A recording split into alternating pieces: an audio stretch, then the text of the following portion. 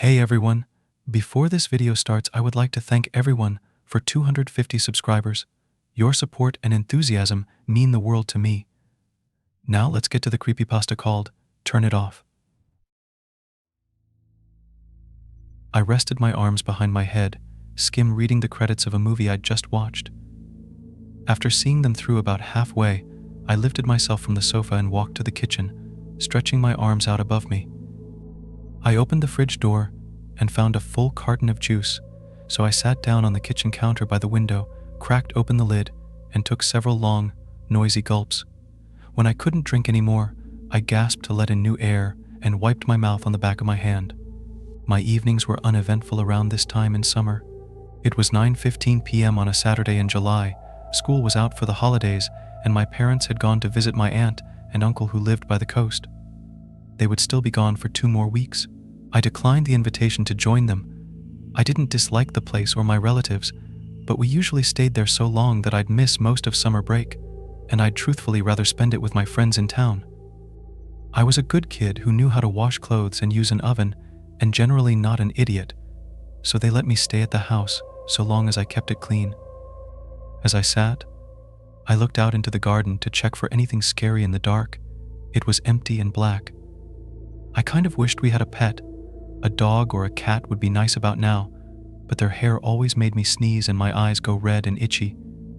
With that in mind, my dad said no, even though I wouldn't mind it. At 9:22 p.m. I put the rest of the juice carton back in the fridge door and went back over to the window. Hoisting myself onto the counter again, I glanced out to the garden and identified the shadows one by one to make sure everything was in its place. The bushes were their usual shape.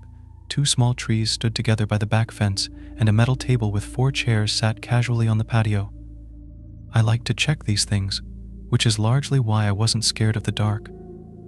I would always get up to investigate small noises in the night, and I hated sleeping with my face to the wall. If someone was in my room at night, I'd rather know about it so at least there was the faintest chance of getting away somehow. This meant that my worries were quickly put to rest, as I either found nothing downstairs but the radiator popping with the heat, or opened my eyes to see an empty bedroom. Not knowing what could be making the odd noises coming from the kitchen, or on the stairs, or in my room is what makes my skin creep. At 9:30 p.m., I got down from the counter and wandered back into the living room to turn off the TV, and decided to take the rest of the juice upstairs. I went back into the kitchen, opened the fridge door, and stopped. Turning my head to focus outside, I could see someone was standing in the garden. I shut the fridge door and turned off the light so they couldn't see me so easily, and moved slowly to lean on the kitchen counter to get a better look.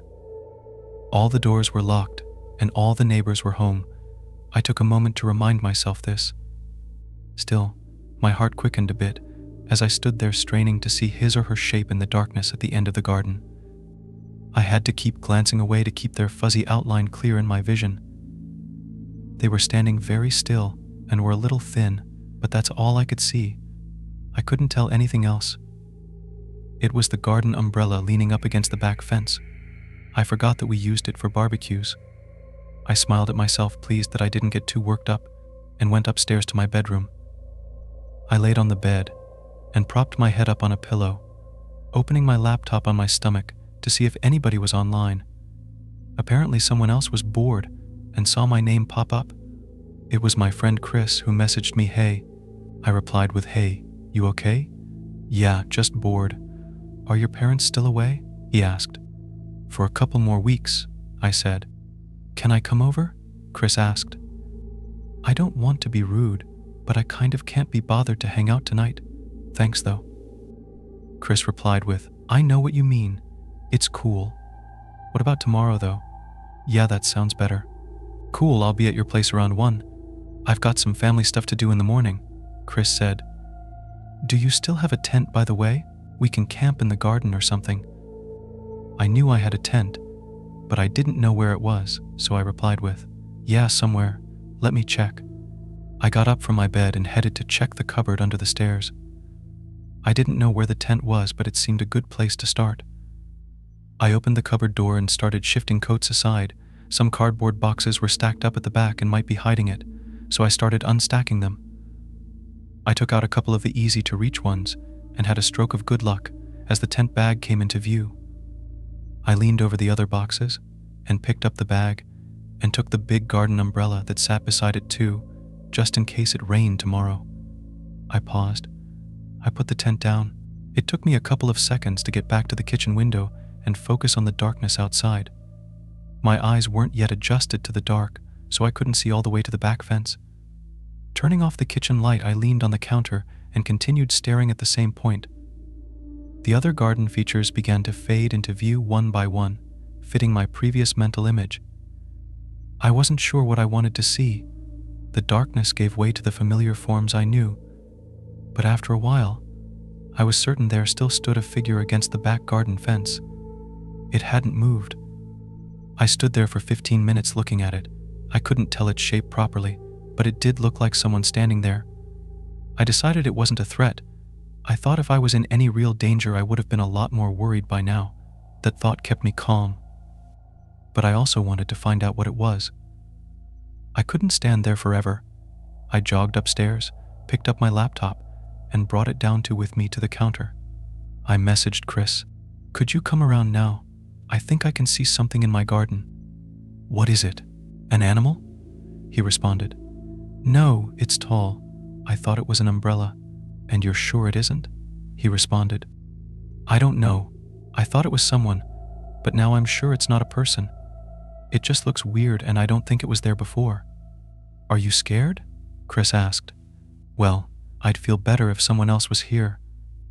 "All right, I'll be on my way in a minute." "Cool, thanks. Use the front gate," I replied before the conversation ended. I sat there watching the black shape lean against the fence for another 10 minutes. Eventually, the doorbell rang. I opened it and Chris ran in, and Bear hugged me. "It's been too long," Chris mock cried. "Yeah, it must have been a whole day," I retorted, smiling.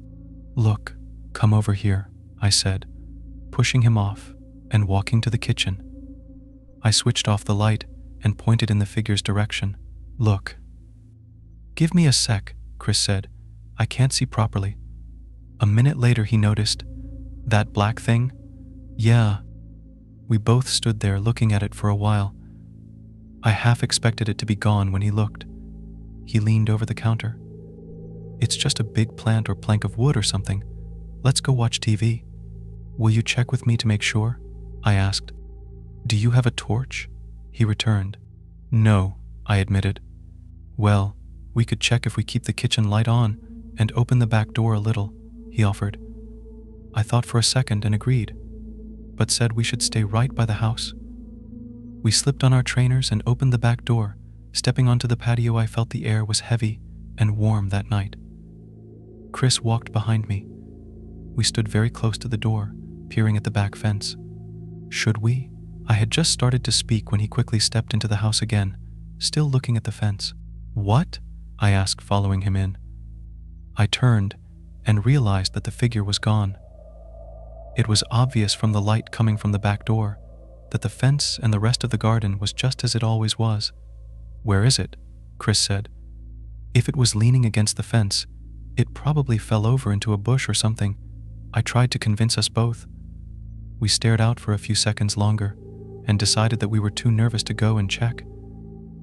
I don't usually give in to my night terrors, but now they were just beginning to click into my head. "Can you stay over for the night?" I asked Chris. "Yeah, sure." It didn't sound like he really wanted to. He kept his eyes on the fence. We both went inside and locked the door before going up to my room. I got out a sleeping bag for Chris and drew the curtains without looking outside into the garden again. We talked about stupid stuff for a couple of hours to take our minds off the garden and fell asleep. In the morning, I found Chris's sleeping bag empty. I called out to Chris, and he said he was downstairs, so I threw on a t-shirt and went down. "Sleep well?" I asked. "Yeah, pretty well, but I kept thinking about the garden and stuff." "Did you find that tent?" he returned. "Oh, yes. Well, I was thinking about the camping thing and thought maybe we could bring the tent to my house. It would just make a change, you know." I didn't have to ask him why. I wasn't too keen on staying in my garden after last night. Wait.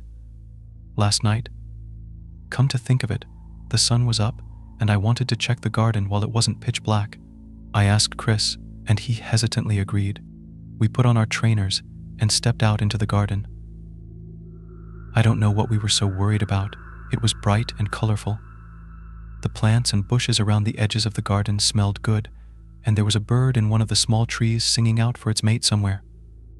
We walked to the back fence to find nothing out of place, and looked over the bushes in front of the paneling to check if anything lay behind them. We found nothing.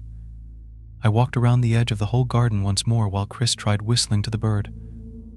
It cocked its head from side to side, trying to figure him out. It was a warm day, perfect for camping that evening. We talked as we filled a couple of rucksacks with sleeping bags and some food from the kitchen. We didn't want to set up a fire, so we packed some tinned hot dogs, a packet of tomatoes, and chocolate, as well as some bottles of water. There's a forest just next to my house which is actually pretty good, Chris explained. Our garden backs onto the edge of it. I stayed in a tent there once with my dad for my first little camping trip. I remember I was so excited at the time. I thought we were really roughing it like some hardcore mountaineers. Chris laughed at himself. If we get too cold or need more food, we can just go to my house. My parents are out, so we'll have free run of the place anyway. Yours are away too? I questioned. It's their anniversary, so they're out for the night, he explained. They're staying in a hotel the next town over. They'll be back in the morning.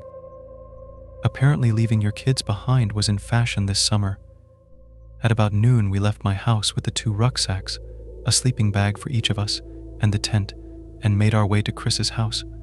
It was fairly close by, and a part of the same pleasant neighborhood. We talked and joked a lot, walking side by side, nodding and greeting a couple of familiar neighbors as we went. It was a crazy nice day. The sun was almost too much. It was hot on our necks, and the trees by the sidewalk seemed to glow green from underneath as the sunlight passed through the leaves.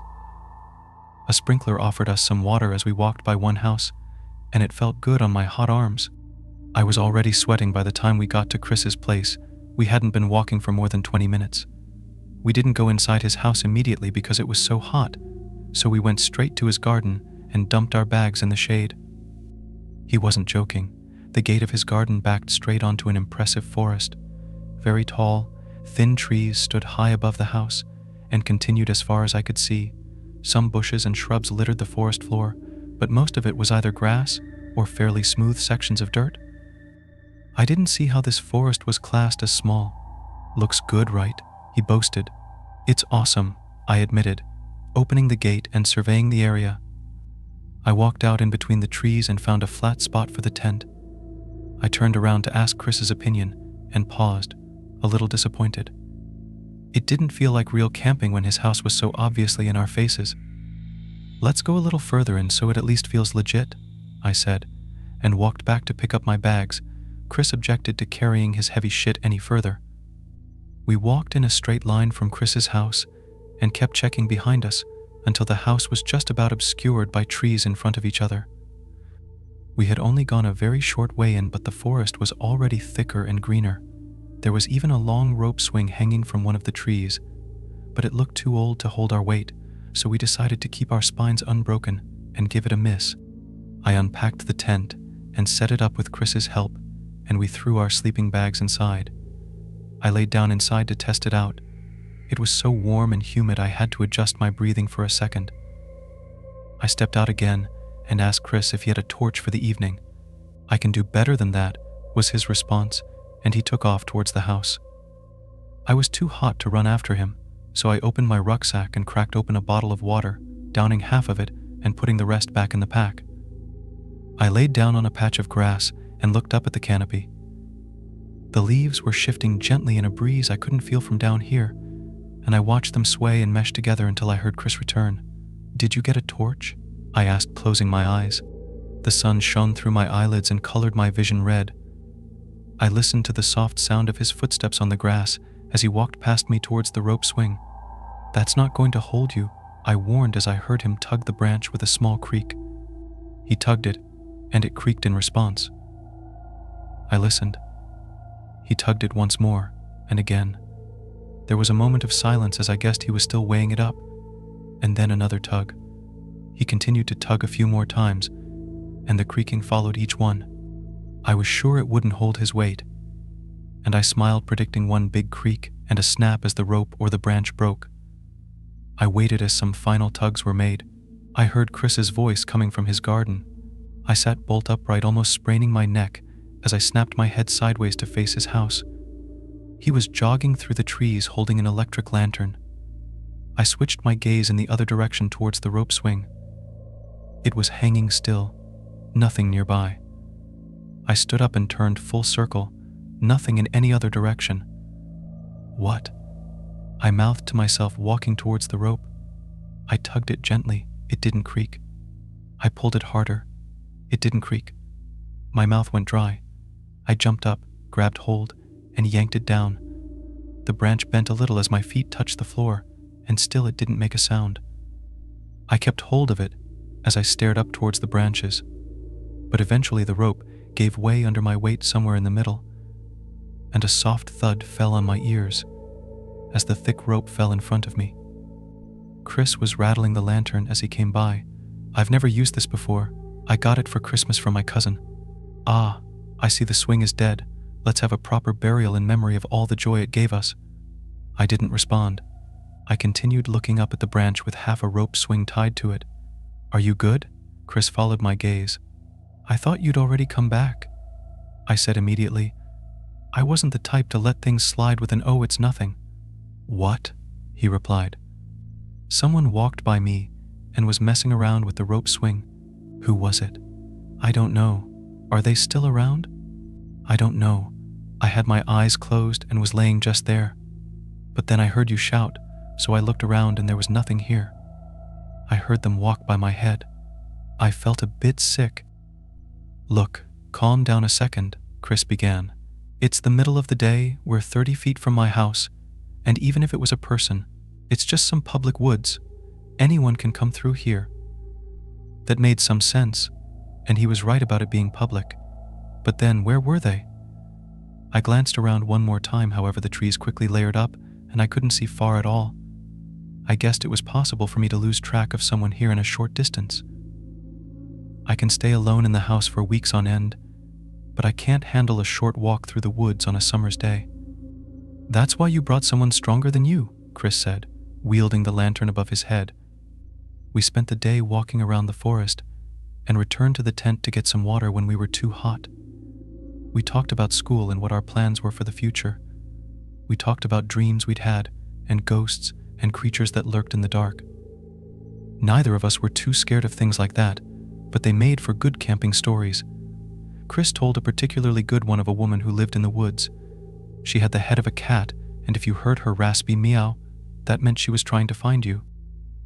If she stopped meowing, it signified you were found, and she was quickly making her way towards you.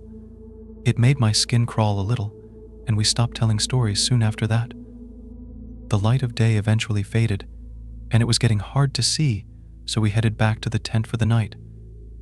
The impressive heat during the day had killed our appetites, so we left the food for now and decided we'd eat it in the night if we got hungry.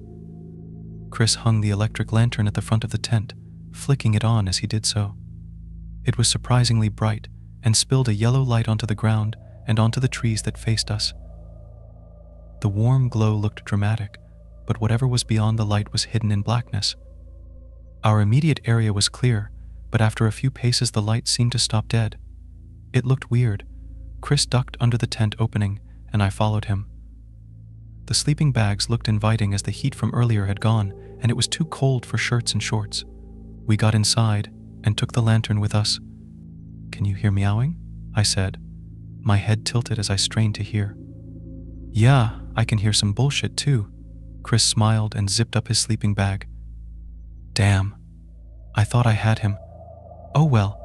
I zipped up my own bag, and we laid there talking for a little while. And then the exhaustion of such a hot summer's hit us, and we fell asleep. I had a dream that we were walking to Chris's house again, but there were more trees than before, and it was getting dark very quickly. I blinked, and suddenly it was night, with the forest sprawling in every direction. The rope swing hung in front of me. I turned around and Chris was gone. I heard a creak behind me. A feeling came over me like I'd missed a step on the stairs. For some reason, I couldn't turn around. I started walking straight ahead, and the rope swing soon came into my view again. I was aware I was in a nightmare. The rope swing slowly lifted itself up into the trees, and I watched it disappear. I walked over and stood beneath where it had been, and there was a rustle above me. As I lifted my eyes to the canopy, a black figure with the head of a cat came hurtling downwards with its mouth open horrifically wide. One of its teeth touched my left eye, and I tore myself awake, gasping as I sat up in the tent. My back was damp with sweat, and Chris was asleep next to me. The lantern was still on, and I could see our backpacks at the end of the tent. I took a moment to breathe, and then let myself lay back down, my head thumping on the floor a little too hard. I winced and reached for the bottle of water to my side, downing a few mouthfuls. I couldn't fall asleep with the glow of the lantern on my eyelids, so I sat up and searched the tent for it. I quickly realized the light was coming from outside. "Chris?" I said, still confused from sleep. He mumbled something in reply. "Chris, where's the lantern?" "Ah, somewhere," he said slowly and sleepily, before turning over. Looking around again, the light was obviously coming from outside. I weighed up the options. Either some murderer had snuck into our tent and done nothing but take the lantern outside, or we didn't actually bring it into the tent and I had remembered wrongly. That sounded more convincing. So I knelt by the tent door and unzipped it. From the opening I looked around, it wasn't immediately obvious where the glow was coming from. Why couldn't I see it? I looked up. The lantern was resting 20 feet in the air, hanging in the dark. Goosebumps swept across my skin and I zipped up the door before shaking Chris. "Chris, please wake up." He heard the urgency in my voice and sat up. "What? What's wrong?" Chris said, rubbing his eyes. "The lantern's hanging outside." "But I brought it in," he assured me. I felt sick as my reasoning broke. We both looked at the front of the tent. "We should go back to the house," I said, my resolve buckling. I was just a kid in a forest whose parents were away. "I'm not walking through the dark," he replied. Chris was now looking worried. "We've got a lantern." I stopped myself. We looked at the front of the tent again. We couldn't sit there forever. We were getting scared as we sat there doing nothing. So this was the plan. We weren't going back to sleep. We would get the lantern back somehow, leave everything here, and spend the night in Chris's house. I hated being the one to go first. I wanted to turn back even just crouching by the tent entrance. Unzipping the fabric door, I looked around. Nothing. I peered over the tent behind us. Nothing in sight. Literally nothing. Everything was black outside of the light. I took a step out and it was cold.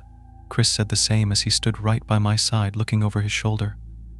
He turned back and saw the lantern in the air. Oh my God. We stood there looking at it for a few seconds that seemed to crawl by. Eventually I worked out which tree it was hanging from.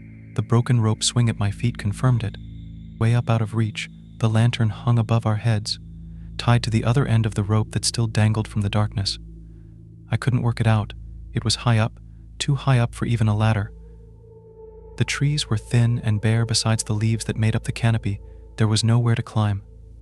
Picking up the length of rope that had snapped off earlier, I bundled it up and tied a knot and aimed at the lantern. I took a step back and jumped, tossing it into the air. It caught the lantern on its side and sent it swinging. It threw shadows rocking around us. I suddenly wished it hadn't hit it. The light made the shadows lean from side to side with the lantern. The horrible, unnatural swaying made me panic and my eyes became wet as fear took a solid hold of me. I picked up the rope again and lobbed it desperately at the lantern. I missed, and the bundle of rope sailed off into the darkness. Helplessly, I turned to Chris, who had already grabbed his backpack. He span around and threw it with a yelp, and it hit the lantern dead on. It fell and thudded to the floor with a crack, but the light was still on. I ran to pick it up. I turned to Chris and almost cried with relief, and he started jogging quickly towards his house as I followed. We half ran, half stumbled off into the dark, checking over our shoulders and working ourselves up as our thoughts were consumed by everything that may be waiting in the trees for us.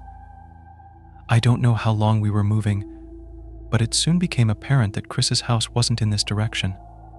For God's sake, "Where is it?" Chris said, tension taking hold of his voice. "We'll have to find the tent and try again." A couple of tears were forming at the corners of his eyes. They were probably on mine too, but my heart was thumping so hard I didn't notice. I took a breath, and we turned around, heading in a straight line directly behind us. What if we didn't find the tent? I couldn't stop myself thinking that over and over as we retraced our steps. We walked for what seemed like twice as long, before the light finally fell on the side of the tent. We ran up and stood close to its side, looking around to try and figure out which direction we should go. The silence was like the build-up of a nightmare, right before some horrible thing lurches out at you, screaming. The comparison made me gag, and I scrunched my eyes shut, the hair on my skin lifting. My temples were so hot it felt like my brain was thudding against the inside of my skull. I couldn't begin to guess where the house was. We could see about 10 feet from the lantern, and then pitch black. There were no clues. Every direction looked wrong. Chris took the lantern from me and walked in a small circle, straining his eyes to try and see. I stayed put. "Chris, turn it off," I whispered to him hurriedly. "What?" he asked. I stepped quickly and quietly towards him, bringing my face to his. "There is something in the tent." His gaze shifted past me towards the tent, and he stood there staring. We were standing on the left-hand side of the tent, and from this angle I could just about see the unzipped door hanging open, but I remembered leaving it that way. So that wasn't what was making me clench my teeth together. A few feet away, my rucksack sat outside on the dry earth, with the food I had packed, now neatly arranged trailing from it. Our sleeping bags were also nicely laid out, end to end, making the line of belongings lead straight into the mouth of the tent. I took a careful step forward so the light could pass more easily through the fabric. It couldn't have been a trick of the light. Something big and dark was obviously crouched, with what I guessed was its front, facing the open door. I hated myself for not seeing it sooner. It didn't move at all, or seem to breathe. It just sat, waiting for us to investigate the display it had made. "Turn it off," I whispered again. Chris continued staring, deaf to me. A voice from nearby joined in. "Chris." We both heard it, and the blood fell in our veins. It came from the tent. A slow, strained rasp of a voice that sounded like a parrot copying a new word. The sound clicked across my skin and crept into my ears. The light flicked off with a click that was too loud. Chris grabbed my shoulder, and I clenched my fists closed, painfully tight. We stood there in complete darkness. I didn't want to move, and I didn't want to stay. My brain fought for control as my legs waited for a decision, rooted in place. We breathed shallow, quiet breaths, blackness pressing on our eyes like water. Sweat ran down my neck. I couldn't see the tent. "Chris," something said. "Turn it off." My stomach flipped inside out as the thing in the tent played with my words. I quickly grabbed Chris's hand, yanking him in the opposite direction. I ran like I never had before, Chris's legs thudding alternately with mine. The sprint continued for about a minute. We lost ourselves as we ran through absolute darkness. I forgot where we were, and I couldn't see what was in front of my face. I ran head-on into a tree, and my forehead struck its side with a sickening, hollow knock. Sparks lit up inside my eyes as I chalked back the pain. It hurt so much I couldn't breathe. Chris tried to pull me on, but I buckled to the floor on my knees and threw up. As I collapsed onto my back, my head went numb. Chris lifted me up. "Please don't stop. Please," he begged. I couldn't reply. "Please keep going." I forced my legs to take my weight as I locked my knees upright, leaning on Chris. My body felt empty, and a little blood rolled down my forehead and into my brow. I wiped it away as I tried to grasp the situation again, but the pain was too much. "Wait, I can't," I begged. "Just wait, just wait." We stood together in the inky woods, but we could have been anywhere. I couldn't see Chris as he huddled next to me. It didn't feel like darkness. It felt like someone had wrapped my head in a blanket. Neither of us said a word as we waited, but our breathing was loud, and I wondered from what distance it could be heard. Reality began to return to me, and the pain was now just about bearable. I straightened up, grasping at what was happening. The pins of fear sank into me a second time, and I started counting in my head. 1 minute passed without any sound in the world. The wind was dead, and the birds might be too. Another minute went by. I continued counting. 3 minutes. We were still alone. Was it even looking for us? I reached for Chris's arm in the dark. He jumped when I touched it, but I steadied him with the other. He was still holding the lantern. Good. We had light on our side. Now, if only we could use it. I went over the events hurriedly in my mind. The lantern was hanging from a tree. We got out of the tent, then couldn't find our way home. By the time we returned to the tent, something was in it. But then why did it take the lantern and do nothing while we slept? If it was sheer luck that we were alone when we were trying to get the lantern, I wondered just how small the possibility was of us getting a second chance. I stayed silent for a moment, and then whispered as best I could. Chris, we need to turn on the lantern. We need to fucking get away from here. We can make a run for your house, but we need to see. No, please, we have to stay here. Chris tried to whisper too. We can wait for morning if we have to. You can't turn it on. I could hear in his voice that a sob was breaking through. Just keep quiet. You fucking have to, please. I parted my lips to try again, but as I did, I heard something. A very faint clicking sound from somewhere in the dark.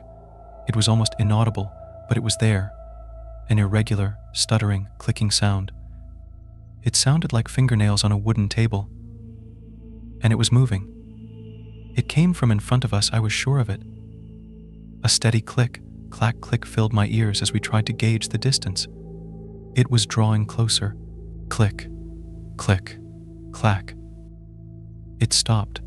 I was glad for the first time in my life that I couldn't see what was waiting in the dark. Perhaps that meant we were also hidden. As my thoughts fired off in every direction, I gave the thing in the darkness the image of the cat-headed woman, and it terrified me. I was just waiting to hear that meow, but my ears were met with something else. Chris. I tensed my throat and tried not to cry. Chris. It said his name twice, and I cupped my hand over my mouth. The horrible, scraping dialogue sounded a few steps away. The words were said oddly, with no meaning behind them. They were just sounds that this thing had picked up, and was now using them to catch us out in the dark. Chris let go off my hand, and I heard his foot plant softly on the grass behind him as he prepared to run. Don't you dare, I tried to project into his mind. Don't you make a sound. Chris, please. It sounded so wrong, drawn out like a door slowly opening. Chris let out a whimper as it called him. I froze and waited for something, anything to happen. There was a long silence and I held my breath for as long as I could. I couldn't wait anymore. Very slowly I reached out to Chris and put my hand on his shoulder, and very carefully we both lifted our feet and managed to step without making a sound. We back-stepped away from the voice and didn't stop moving, but ever so carefully. So slowly. I didn't care how long it would take us to get somewhere. If it took us an hour every step, we were going to get out. Chris backed into a tree and gasped audibly. The clicking started up immediately. Click, click, clack, clack, click. It rolled on, consistently moving towards us. I didn't know what to do. All I could think of was to screw my eyes shut and try not to scream. As we stood there, the clicking came to a stop an arm's length away from where we stood. Silence. Chris, turn it on, please. Fear took over. Chris switched on the light and tore off in the other direction without looking behind him. I wheeled in place and held that lantern in my sight like nothing else existed. We didn't dare look at the thing, but we could hear it. Our footsteps thudded on the grass, and the thing pursued us with a tap, tap, tap, tap, tap, now like scurrying little claws on hard earth. As I ran desperately to catch up to the light, the sound suddenly rose up behind me and over our heads in between the trees. This wasn't happening. It was going to drop down on us. Turn, I screamed. I didn't care anymore. If we were going to get out with our lives, we were going to have to run for them. We suddenly changed course. The tapping stopped for a moment, long enough for us to gain a few feet before it came in our direction again. My legs were cramping horribly and Chris was gasping hard. We couldn't keep this up. Where were we? I saw the light from the lantern come to an abrupt halt up ahead. I didn't have time to stop and braced myself to thump into Chris, but the light passed beneath my feet. He had dropped the lantern. I turned my head and watched it recede into the darkness. It was immediately too far for me to go back. The thing would be on me in a second. I was crying and swiping tears from my cheeks as I ran, preparing for my face to connect with a tree at any moment. "Keep going," I heard Chris from up ahead. "There's a light." My vision was bleary from tears but could see it, an orange glow hanging in the air in the distance. Another one? What was happening? I wanted to scream at him to avoid it, but I realized it was a street light. My legs felt like I was running through water, but I pushed them harder with a goal in sight. Gradually and painfully the light drew closer, as did the clicking. This thing could move like nothing I knew. I saw Chris's figure pass underneath the street light, and then he was gone again. "Don't stop," I yelled as I approached the edge of the forest, and my legs adjusted as the forest floor gave way to solid footing. I could see a row of more streetlights leading off to the right, and Chris's figure was passing regularly underneath each. When I was sure I was completely out of the trees, I didn't stop. I ran under several more streetlights, putting as much distance as I could manage between us and the edge of the woods. I realized after a while that the clicking had stopped. I needed to see we were okay. I turned my head and looked back along the row of lights, keeping my gaze on the first light. My pace slowed as the pain in my head and legs came back. There was silence once more, and the lights revealed an empty pathway. I jogged on and kept my eyes on the glow, expecting to see something at any minute, but it lit up nothing but concrete and the edge of the road. "Is it there?" The question pulsed in my mind over and over. As I turned my head to continue catching up to Chris, I caught sight of something pass under the first street light. An almighty shock went through me as my fears were confirmed. I let out a cry and picked up the pace once more, sprinting between the lights. The image was burned into my mind. I hardly caught a glimpse of the thing, but it was white and massive. It almost brushed the streetlight as it went under it. It had a long, upright body full of kinks, like it had just unfolded itself, and that's all I was able to tell. It must have had a face and limbs, but I didn't have time to see. I didn't look again.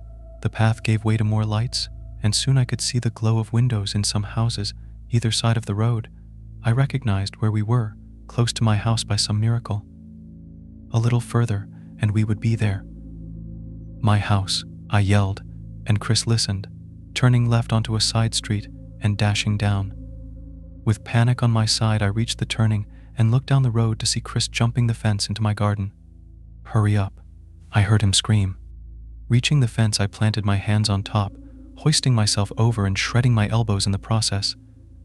My ankles stung as I thudded into the garden and sprinted towards the kitchen door. Chris stepped aside, gasping for air as I fumbled the key into the lock and wrenched it sideways. We both flew into the kitchen and slammed the door behind us. I locked it from the inside, and we both sprinted upstairs into the bathroom, locking it behind us. "What was that?" I managed to say in a panicked whisper, wondering if it would get in. "Did you see it?"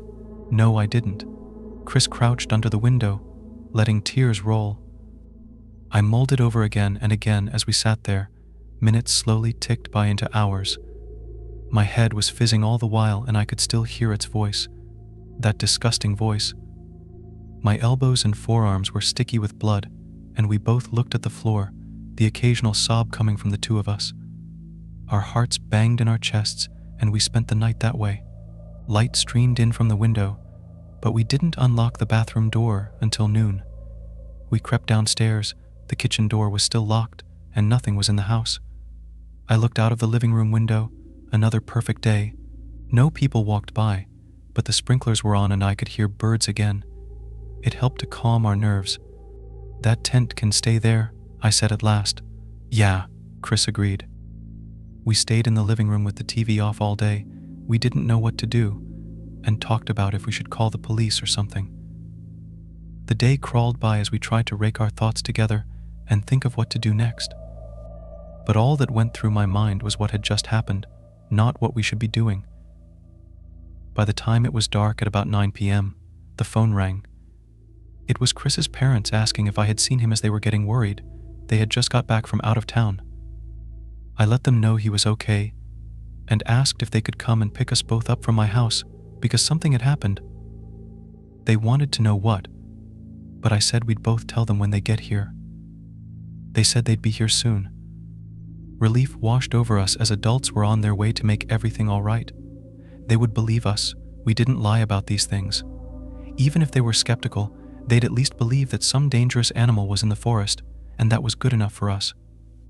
I went into the kitchen to get some juice from the fridge and realized I hadn't had a drink all day. I could hear water dripping in the sink, so I turned the faucet tighter and glugged some juice. As I headed towards the living room, the water started to tap again. I flicked the light on and realized it wasn't coming from the sink or anywhere in the room for that matter. It sounded like it was coming from further away. I looked out into the garden and could just about see a fuzzy, tall silhouette leaning up against the back fence in the dark. Actually, the tapping sounded more like clicking. The figure slowly moved away from the fence and clicked across the grass towards the house. Please,